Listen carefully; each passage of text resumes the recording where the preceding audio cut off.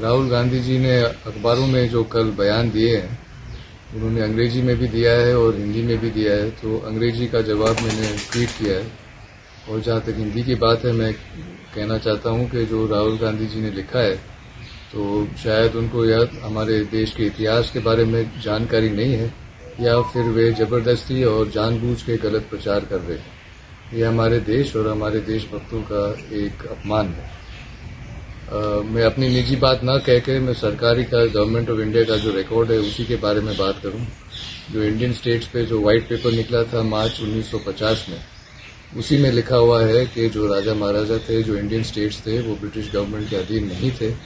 और जब भारत देश का एकीकरण हुआ था, तो जो भी थे वो राजा महाराजा उस समय, उन्होंने न तो नकद भी अपनी स्वेच्छा से दी है, लेकिन इंफ्रास्ट्रक्चर और काफ़ी ज़मीनें और भी उन्होंने भारत सरकार को समर्पण किया है।